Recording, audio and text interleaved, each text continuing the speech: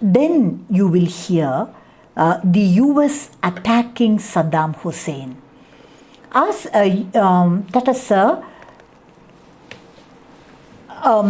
when US government attacked Saddam Hussein, what was the explanation that US gives to the other countries of the world? Saddam Hussein is a war criminal. He is a cruel military despot who has committed genocide against his own people. See, here, see, this is the next point. That is US war against Iraq. That is, see, supporting Palestine's Israelites over, and now coming to another issue. That is US attacking Iraq. For attacking any other country, they have their own excuse. When they attacked Saddam Hussein, the explanation that was given by the US government is that he is a cruel military despot who has committed genocide against his own people. Genocide is the deliberate killing of a large group of people belonging to a particular nation or an ethnic group. Understood? And so that is the charge against Saddam Hussein. He committed genocide against his own people.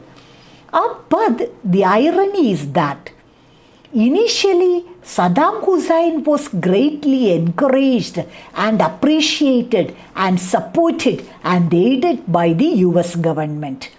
It is said, records prove that initially US government provided Saddam Hussein with $500 million.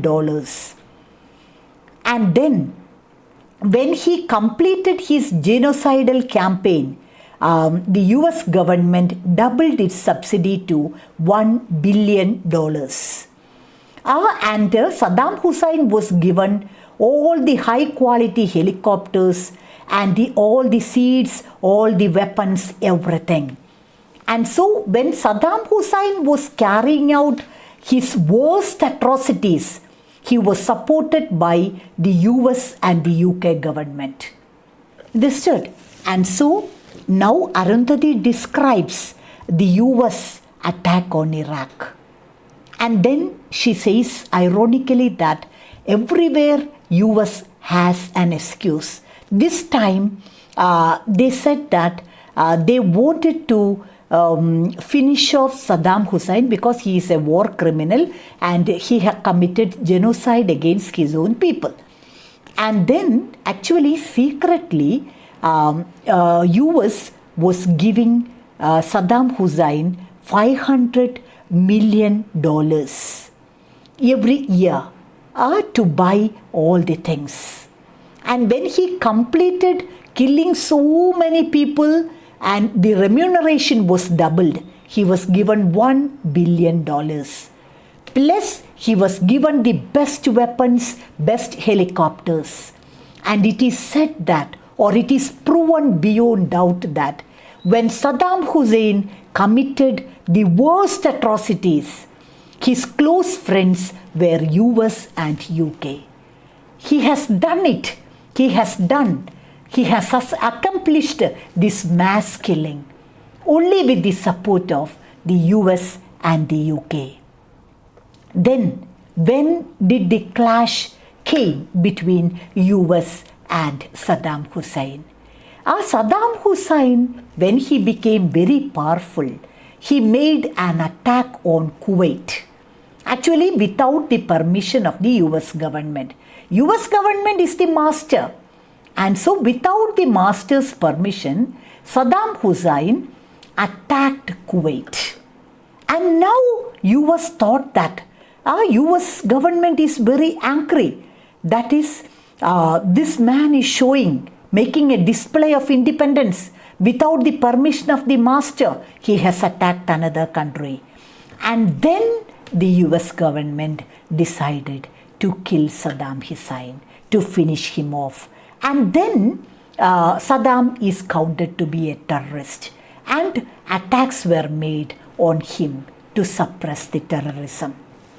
And so, again, here also you can see that thousands of innocent people were killed, everything done with the support of the US government. And then in the next 3 or 4 paragraphs, Arundhati Roy explains the war the war between US and Saddam Hussein, how initially he was promoted, finally he was attacked, and the reasons, and how they supported him, and how they finally trapped him. Everything is described in detail. And then in that way, he goes on, describes the role of US in creating war in other parts of the world.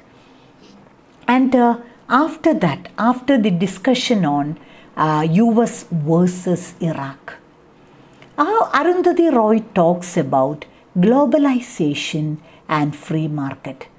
This I have already explained to you.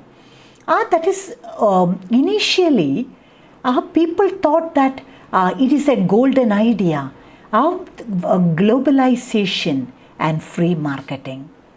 But later we realized that the advantage is reaped only by the rich countries, and the poor countries are becoming poorer.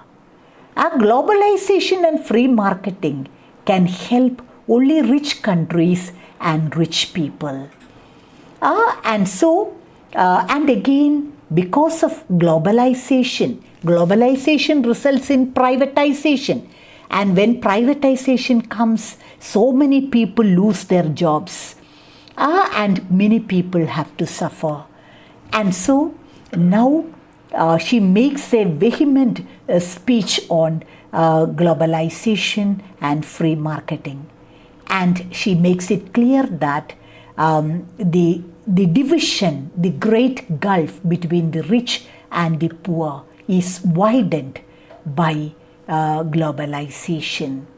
And she also explains how globalization promotes privatization, how innocent people are thrown out of their job, then the frustration and the despair of the people. See, when you are jobless, when you are unemployed, you will become restless.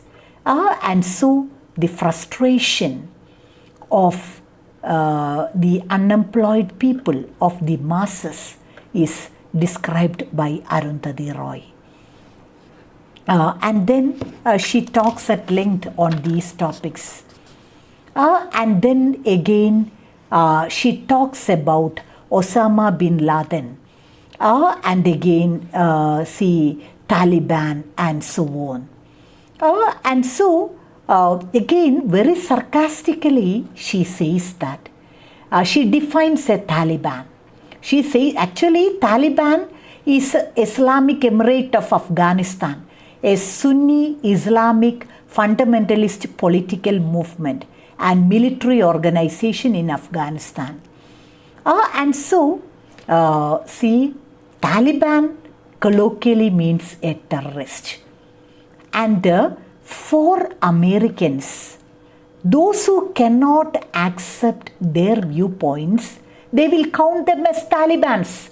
And when Arundhati Roy made this comment, the people made a great applause. Remember, she is standing on the platform in New Mexico, United States. And then very openly she says that America is so aggressive, very narrow-minded as to consider people who are against them as Talibans. And then again she says that power has only a shelf life. See, after talking about the US foreign policy, the atrocities created by the US, finally she says that now America feels that it is a great power. America has a feeling that it is the most important place in this world. And America feels that they can govern and they can go to any other country. For they are the real owners of this earth. But Arundhati Roy says that this power also has only a shelf life. What is shelf life? Are the things you keep in a shelf, you keep it for some time. After some time, when a better thing comes, you will throw it away and keep the new item in the shelf. That is shelf life, short-lived. Arundhati Roy, she says that America has only a shelf life. It is not going to be powerful any longer. Or within a short span of time, the world will react against the US policy. And America will lose its power and glamour. And finally, towards the end of this speech, towards the concluding part, she says that says about the three secretive institutions: IMF, the International Monetary Fund, the World Trade Organization, World Bank. She says that all these institutions are supported by US. And so they have, these first world countries have a great control over the whole institutions of the world. And they are the people who are powerful. But they should remember that this condition will not remain for long. One day, America also will be thrown away from its shelf, and other countries will dominate the world and America. And so here ends the speech of Arundhati Roy. So much for the day. Thank you.